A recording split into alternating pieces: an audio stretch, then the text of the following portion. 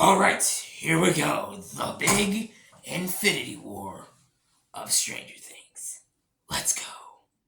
Hello, everyone. Welcome back to another TV review. And in my last video, I talked about Stranger Things Season 3 and Stranger Things Season 2.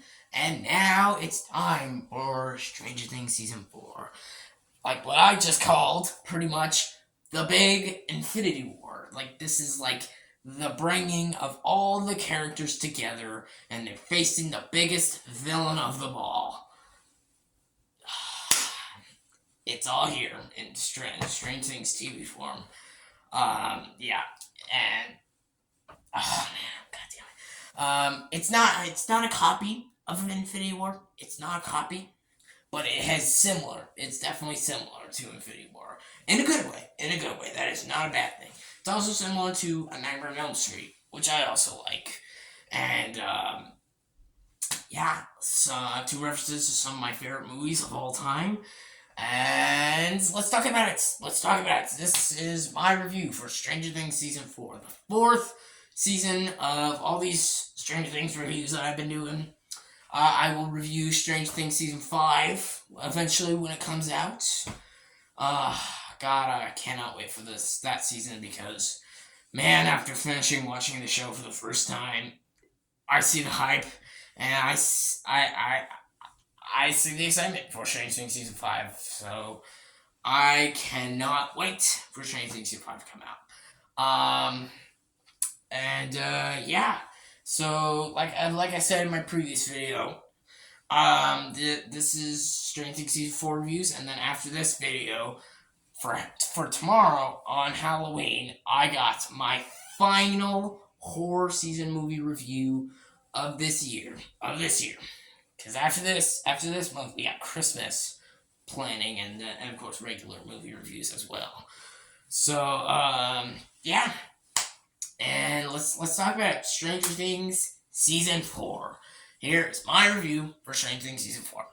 Let's go. So, once again, this stars the returning cast. Millie Bobby Brown, Finn Wolfhard, Noah Schnapp, David Harbour, Winona Ryder. The whole cast is back. They're all back. Sadie Sink. Like, all of them are back. Maya Hawke. Like, you get all the cast back. And I just have to straight up say that some of their performances are some of the best in the whole show. And that's...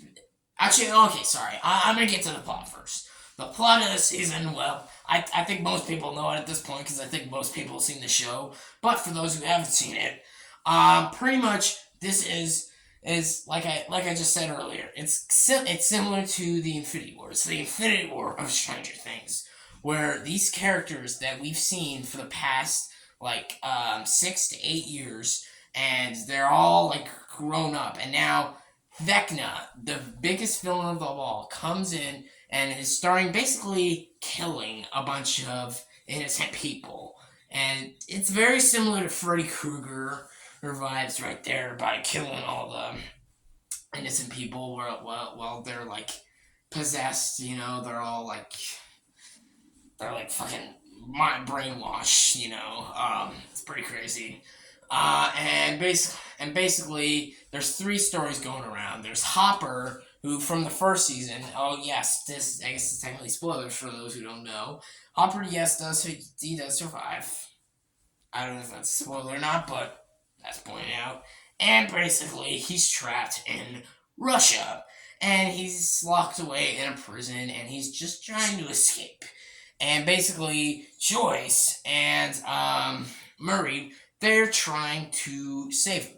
So that Joyce and Murray go to Russia to try and save them. And another story going on is Elle, who basically gets bullied in school because she lost her powers at the end of season 3. And so basically, she's just living the life as a normal human being. She's getting bullied, she's getting tortured, and then pretty much when she punches the fucking bully with a roller skate. It happens in a specific episode. Spoiler, I guess. Yeah, just pointing out right now, there's probably gonna be most spoilers in this video. Yeah, just letting you know. But I think at this point it doesn't really matter because I think for the most part, most people have seen this season. But but yeah, that is a big point out. I might have to point that out at the top of the video. But yes, there are spoilers for the season. And yeah, so basically she meets up the police back end, and then she is getting chased down by the police department. And so also the doctors and Dr. Brenner wants Elle to come back so she needs her powers back because I feel like they need to get her to stop Vecna, to be the hero. Yeah, the doctors, like all of them, they want Elle to basically stop Vecna. And then the next story going on is the Mike, Will, Jonathan, Argyle story. Yeah, Argyle's the new character, and pretty much that's probably the weakest story out of all these of all these stories going on, certain things. Yeah, definitely have to give it there. So yeah, pretty much overall, this is the weakest storyline of the four stories that are pretty much going on. But it's still enjoyable for what it is because I still love these characters and seeing them back again is, of course, it's fun. And then we got the fourth story, and that's pretty much the Vecna story, where Steve, Dustin, Lucas, Max, no, Nancy, Robin, new character Eddie, shit, and Max, Erica, and the rest of the gang all come and are trying to basically stop Vecna. So, oh god, that's a lot of plot synopsis right there. Okay, getting straight to the positives. The biggest positive I have to give to this season right here is Vecna. The main villain himself, Vecna.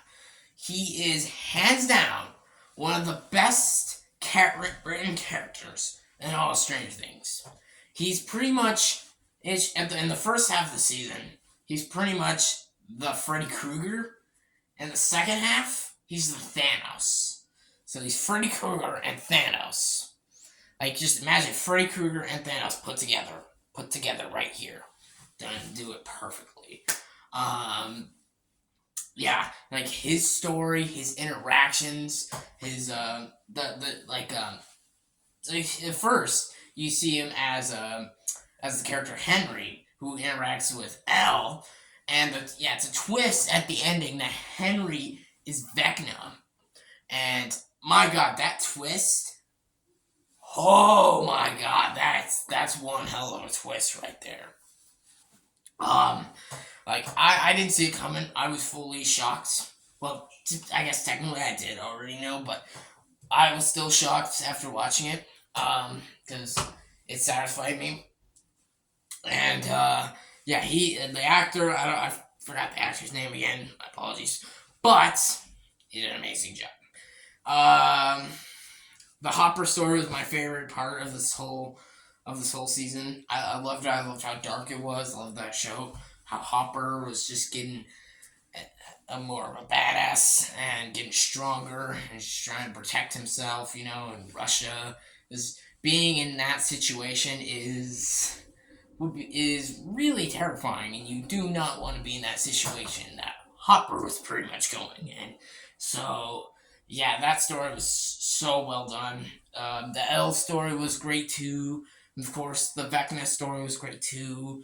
Pretty much, just everything about this season just hooked me, grabbed me in, and I don't know how much better I could get than it. The new characters were great. You got like I said, you got fucking Eddie, Vecna,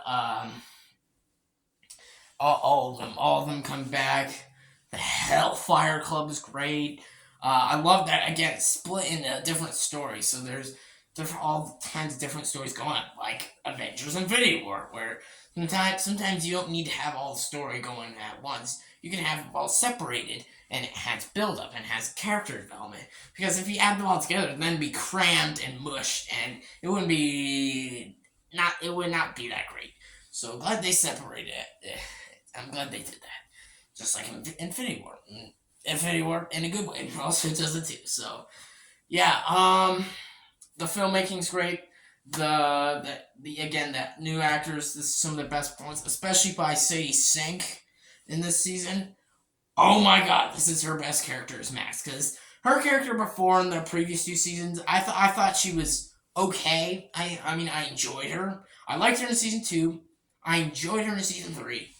But her in this season, wow, Sadie Sink's character, I was like, damn, that's some good development. And except for the ambulance, I'll get into it more. But yeah, this is everyone's best performances, best filmmaking of the whole show and the whole twist. In terms of my issues, there's a couple. There's one small one, very very small one. Remember when I said the filmmaking was great? Most of it, yeah, 99% of it is great. And this is a very small issue, and I don't think it's a big deal. But some of the CGI on like the younger Elle was a bit obvious. Like I could tell it was CGI. I'm like, why is it so noticeable? Why can I tell it was CGI? And I know it was kind of hard because Millie Bobby Brown was a teenager while filming this, so they didn't have a kid actor. Millie Bobby Brown. But still, it's like at the same time, it's noticeable CGI, and I shouldn't have to notice the CGI. I want to be able to feel the story right there. I want to have to see, the story, not ever notice or feel like it's CGI. But in some of those shots, and it's not the worst. It's not the biggest piece of shit. And it's not even a piece of shit at all. I thought it was a bit noticeable, and I'm like, God damn it! Another issue I had is the ending with Max.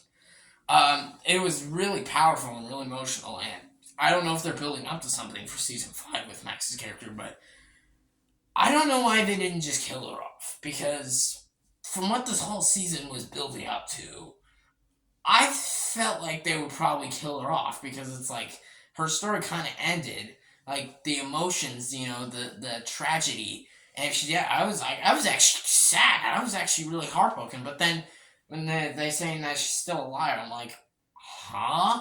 There's literally nowhere else to go with her character. She pretty much died. And I'm not saying it's like, oh, she should die. She should fucking die. Max sucks. Like, no, I'm not saying that. I am not saying that at all.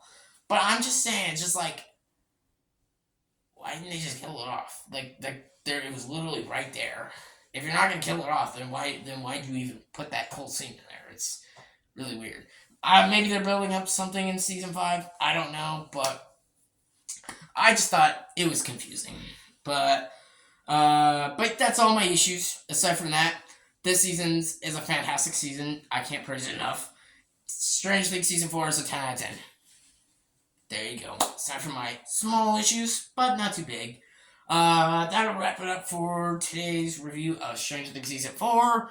Overall, what I think of this show, I think it's a masterpiece. I think it's a masterpiece of a show. I cannot wait for season 5, and I don't know how the fuck anyone could call this overrated.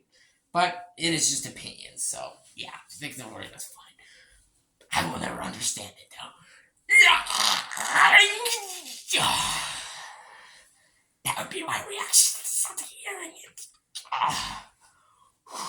Sorry, guys. I got. Tomorrow's Halloween, guys. It's a pretty big day. Hope you all enjoyed this review. Stay tuned for more reviews. A review I got tomorrow for Halloween. Yeah. Again, hope you all enjoyed this review. Happy Halloween. And please like and subscribe. And take care. And as always, happy Halloween from Hades Lord.